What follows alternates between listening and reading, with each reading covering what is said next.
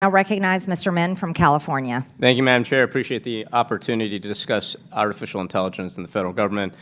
Of course, AI has been around for a while, but it's recently hit, I think we all agree, a tipping point of exponential and profound growth. Innovation and advancement are now being measured in days or even seconds or minutes as opposed to years. And this rapid development of AI is poised to radically transform our society and our economy.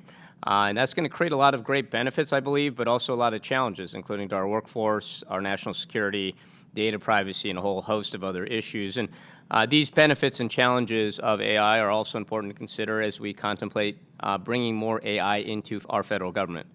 And one important point, and I know it's been made, but I just want to re-emphasize this, AI is only as good as the inputs it receives, inputs it's trained on, the people who train it, and the objectives it's trained to try to achieve. And that's something that I do think is being lost right now.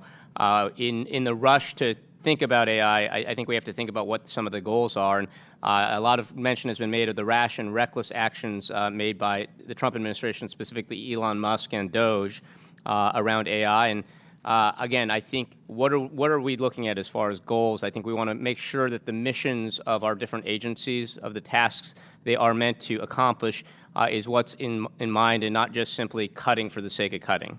And so, for example, when we think about AI, Doge may be using AI right now to surveil communications of federal agencies, performing potential cuts, including staff and programs.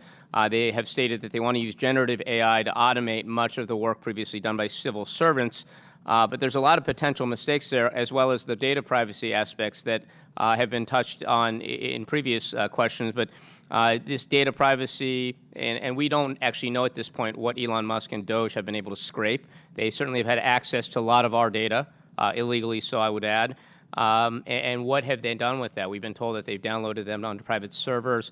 This committee has not done any oversight on this question, but I think it's an important one as we think about AI. Is Grok or Elon Musk's other AI models, are they being trained on data that is only available because of his position at Doge? This also creates a lot of national security risks as well. And so I guess my first question is to Commissioner Schneier. From a national security perspective, what safeguards should we be thinking about implementing to make sure that we're protecting sensitive data while still promoting artificial intelligence design and innovation? I mean, we have the safeguards. The regulations are in place that protect the data. We know how to do it. We have been doing it for years, for decades, and it's a matter of implementing them. The problem, as you said, was what Doge did was illegal. It was contrary to the laws. And when I think about using AI in organizations, it's a matter of bringing the technology in and using it in a way that makes sense. There's a lot of talk about using it to find fraud. That seems like a good use.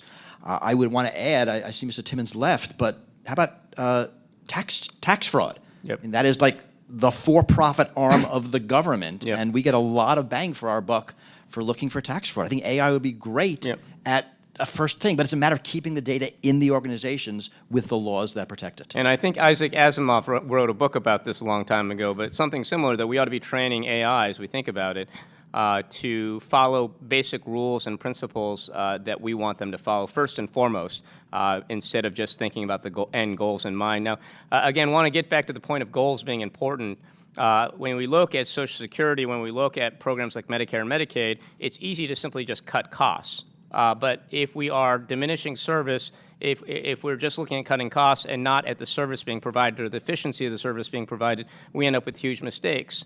At the same time, if you have a bunch of coders out there who don't have any context about the program, how it's been administered, you end up with huge problems. As we saw, we saw that Doge flew into the administration without even understanding the basics of how Social Security was coding its different entries in the COBOL coding process. And so in that review, they noticed entries that made it seem like the administration was paying individuals benefits who were aged 150 or older. Trump and Musk actually claimed this falsely. And again, it was because you relied on computer wizard geniuses like the 22-year-old coder named Big Balls instead of actual administration professionals who understood what was going on. Similarly with Medicare and Medicaid, the goal here should be to maximize health care in an efficient way, not simply to cut costs. The cheapest way to administer health care, of course, is just to let everyone die. That's cheaper than administering healthcare, and so we can't lose the forest for the trees here. So I see I'm out of time. The last point I just want to make is the 10-year moratorium on AI regulation, something that is outrageous, something that was slipped in the dark of night.